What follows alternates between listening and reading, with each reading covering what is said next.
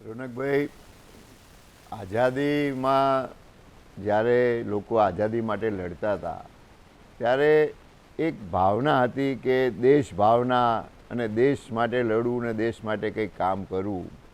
અને આઝાદી મળ્યા પછી આઝાદી વખતે ઘણી વિચારધારાના લોકો કામ કરતા હતા. મૂળ એમનો મંત્ર તો એ હતો કે આ દેશને આઝાદી અપાવવાની, પણ વિચારસરણી લોકોની જુદી જુદી હોય. ક્યાંય ગાંધીજી, કોઈ ભગતસિંહ અને અનેક એવા લોકો જે લડતા હતા કે દેશ માટે જેમની વિચારધારા જુદી હતી. આઝાદી મળ્યા પછી જેમ જેમ સત્તામાં લોકો આવતા ગયા એમ ઘણા એવા પણ લોકો છે કે જેમને આજીવન કોઈ હોદ્દો ના મળ્યો હોય, કોઈ સત્તા ના ભોગવી હોય, પણ કોઈ એના સિદ્ધાંતોને વળગી રહ્યું હોય આખી જિંદગી હોદ્દા વગર.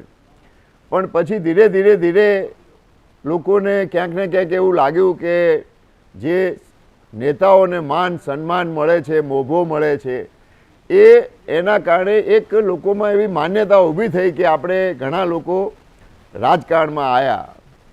અને ઘણા એવા લોકો પણ આવે છે કે એમાં બે ત્રણ પ્રકારના ઘણા લોકો શુભ નિષ્ઠાથી કામ કરવા માટે, સમાજ સેવા માટે આવે છે.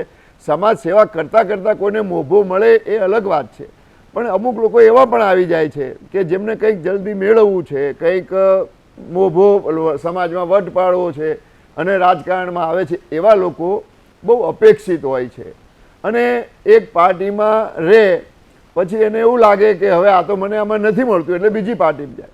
એક વર્ગ એવો પણ છે કે જે સેવા માટે આવતો હોય, કામ માટે આવતો હોય, પણ વર્ષો સુધી જે પાર્ટીમાં હોય, પણ જ્યારે પાર્ટીની નેતાગીરી બદલાય અને ક્યારેક એને લાગે કે મેં કશું લીધું નથી, મેળવ્યું નથી, હું સમાની છું અને મારું સમાન જળવાતું નથી, મારું માન સન્માન જળવાતું તમારા જેવું